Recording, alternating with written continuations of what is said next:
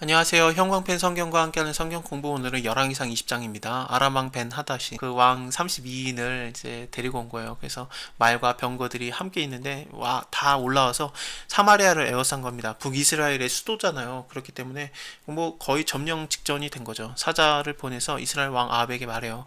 벤 하닷이 뭐라고 말했냐면은 네 은금은 다 내 것이고 네 처들과 네 자녀의 아름다운 것은 다 내 것이다 했더니 그래 왕의 말씀대로 나의 것은 다 왕의 것입니다 했는데 또 사자가 왔어요. 베나다시 뭐라고 말했냐면 이미 너에게 말하기를 너의 은금이라든지 처들과 자녀들을 내게 붙이라 하였거니와 내일 이맘때 내가 내 신복을 너에게 보내리니 저희가 네 집과 네 집에 수탐을 해서 무릇 너의 눈에 기뻐하는 것을 다 그 손으로 잡아가리라 한지라. 이거에 대해서는 별로 마음에 들어하지 않았던 것 같습니다. 이게 도대체 다른 말이 없는데 무슨 뜻인가? 아마도 첫 번째 거는 이스라엘 왕이 알아서 내주는 거, 뭐 아름다운 것이라든지 그런 것들을 내주는 거고, 이 두 번째 것은 그 베나닷의 신복들이 와서 직접 가져가는 거니까 좀 다르다고도 볼 수 있고, 아니면은 너의 집과 너의 신복의 집을 수탐하겠다라는 말을 통해서 볼 때 왕궁에 있는 것을 가져가겠다는 거거든요. 첫 번째 거는 나라의 것을 가져가는 거겠지만 두 번째 거는 왕궁에 있는 것이라든지 아니면 큰 신복들의 어, 고급 관료들의 그런 집을 가져가 집에서 보물들을 가져가겠다는 거니까 이것을 기뻐하지 않았던 것 같아요. 그래서 장로들을 불러서 이걸 얘기해줘요. 이 사람이 잔해하려고 나를 완전히 막 이렇게 괴롭게 하려고 구하는 줄을 자세히 알아라. 저가 나의 처들과 자녀들과 은금을 취하려고 사람을 내게 보내었으나 내가 거절하지 못하였다. 무릇 장로들과 백성들이 다 왕께 구하여대 왕은 듣지도 말고 허락하옵지도 마옵소서. 이러므로 왕이 베나다 사자에게 얘기를 합니다. 너희는 내 주 왕께 구하기를 왕이 처음에 보내어 종에게 구한 거 그거는 내가 하겠는데 두 번째로 말한 건 내가 못하겠다라고 대답을 해요. 그래서 베나닷이 저에게 다시 말하는 거죠. 사마리아에 부스러지는 것이 나의 쫓는 백성의 무리의 손에 채우기에 족할 것 같으면은 신들이 내게 벌을 내리는 것이 마땅하다. 이것은 내가 아주 그 사마리아 가루로 만들어 버리겠다, 쓸어 버리겠다 그런 뜻입니다. 이스라엘 왕이 뭐라고 말하냐면요. 아합이 갑옷을 입는 자가 갑옷을 벗는 자의 자랑하는 것처럼 하지 못할 것이라 라고 대답을 해줘요. 이게 무슨 뜻이냐면 너 다 이기고 나서 갑옷을 벗고 나서 이런 얘기를 해라. 김칫국 마시지 마라. 한번 싸워보자 그런 뜻이죠. 그래서 베나닷이 그래? 그래서 진을 베풀었습니다. 그래서 전쟁을 준비하는 겁니다.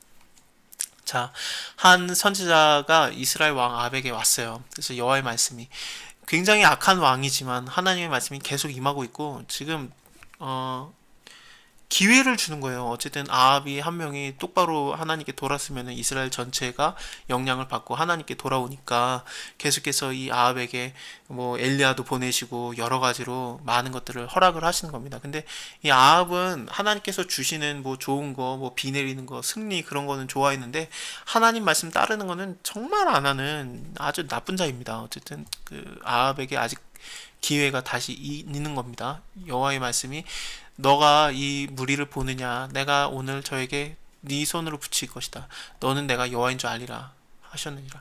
아합이 가로되 누구로 하리까 대답하되 여호와의 말씀이 각 도의 방백들의 소년으로 하라. 그래서 좀 그 작은 자들 소년이라고 하면은 청년들을 말한다고 보시면 될 것 같습니다. 17살부터 뭐 20살 초반대 또 다 이 소년들로 이렇게 말을 하거든요. 성경에서는요. 그래서 그 다윗도 10대 후반이었음에도 불구하고 아마도 17살 정도로 보는데 그래도 소년이라는 단어를 썼던 거예요. 그리고 나중에 엘리사가 그 소년들이 엘리사한테 와가지고 막 대머리요 막 그러면서 놀리니까 곰이 나오게 해가지고 그들을 찢어버리게 하는데 그 소년들도 작은 완전히 어린 애들이 아니라 청년들, 그 불량배들을 말하는 가능성이 굉장히 많습니다.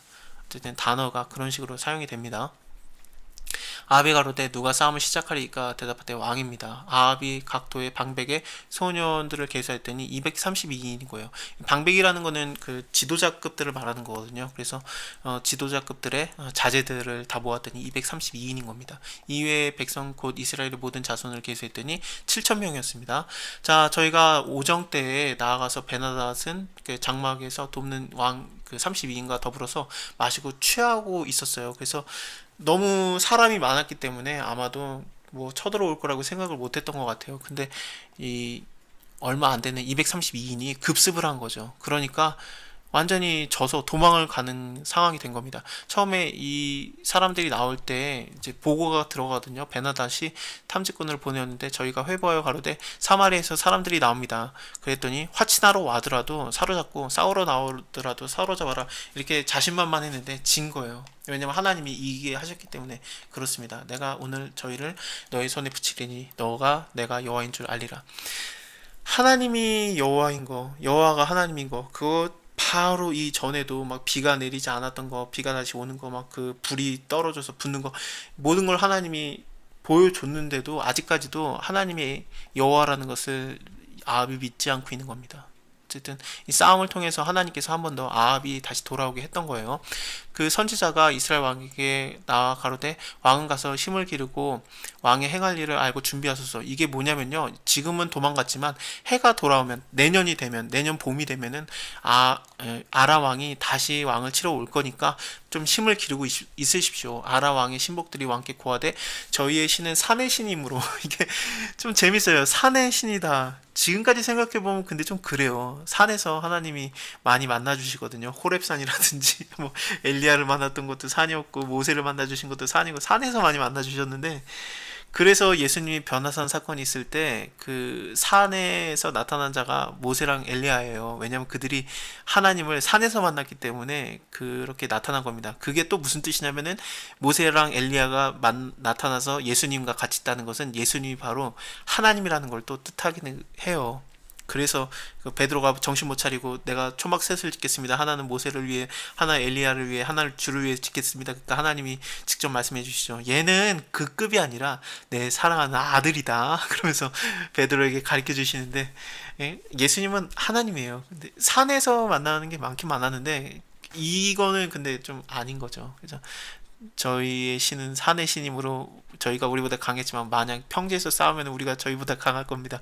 왕은 이 일을 행하실 때 왕을 제하여 각각 그것을 떠나게 하시고 저희 대신에 장관들을 두시고 또 왕의 잃어버린 군대와 같은 군대를 왕을 위해서 충수하여라. 이렇게 숫자를 잃었잖아요. 많이 잃었으니까. 근데 그 숫자를 다시 채워서 말도 말대로, 병거도 병거대로 그 숫자를 채우고 다시 한번 평지에서 싸우면 우리가 강하리다, 이거를 말하니까 하나님이 뭐? 내가 산의 신이라고? 어디 한번 내가 진짜로 너네 한번 쓸어버려 줄까? 그러면서 하나님이 이제 싸우는 겁니다. 직접 또 이기시는 거예요. 그래서 싸웠는데 베나닷이 졌죠, 당연히요. 뭐 산에 하나님이겠습니까? 모든 곳에 하나님이신데 그래서 천지를 지으신 하나님인데, 그래서 도망가요. 막 다 죽고 이제 다 도망가는 겁니다. 처음에 싸울 때는 이렇게 숫자가 말이 안 됐었어요. 정말 그 아람의 사람들은 많았고 그 이스라엘의 사람들은 염소 새끼 두 대 적은 것처럼, 그 염소 새끼 조금 떼를 지은 거 그 두 떼밖에 안 되는 것처럼 보였고, 아람 사람들은 그 땅에 가득했는데 하나님이 직접 싸워서 이겼기 때문에, 왜냐하면 그 말을 기억하시는 거죠. 너 내가 산의 신이라 그래서 평지에서 싸울 때 내가 한번 제대로 싸워줄까? 그러면서 싸우니까 이긴 겁니다. 그래서 베다다시 도망을 가고 골방에 들어갔는데, 신복들이 저에게 고하되 우리가 들은즉 이스라엘 왕들은 인자한 왕이다 하니 만일 우리가 굵은 배를 허리로 묶고 테두리를 머리에 하고 이고 이스라엘 왕에게 나아가면 저가 혹시 왕의 생명을 살리이다 하고 저희가 그대로 해서 살려달라고 부탁을 했더니 아합이 가로되 저희가 오히려 살았느냐, 저는 나의 형제라라는 말을 하는 거예요. 그래서 그 사람들이 이걸 징조로 받아들이고 얼른 이제 베나닷에게 말해주고, 베나닷은 왕의 형제입니다. 그리고 나타나서 그 친교를 다시 하는 겁니다. 그래서 그 평화 조약을 맺어요. 이거를 하나님께서 너무너무 싫어하는 거죠. 그래서 그냥 약조를 맺어주고 이렇게 놔주는데, 선지자 무리 중에 한 사람이 여호와의 말씀으로 그 동무에게 이르되 너 나 한 대 때려라. 그랬더니 싫어하는 거예요. 그래서 너가 여호와의 말씀을 듣지 않았으니까 너는 사자에게 죽을 것이다. 그래서 그가 떠날 때에 사자가 그를 죽입니다. 그리고 나서 다른 사람을 만나서 너는 나를 치라 그랬더니 누군지 알지도 못하는 사람이었지만 하나님이 그랬다는 걸 알고 그냥 막 죽어라 때린 거예요. 그래서 너무 많이 때려가지고 상하도록 맞았습니다. 그래서 그 선지자가 수건으로 눈을 가리고 변형해서 왕을 기다리다가 왕이 지나갈 때 말하는 거죠. 시간이 모자라네요. 오늘은 여기까지만 보고요. 다음에 여기서부터 이어서 또 볼게요. 감사합니다. 다음에 봬요.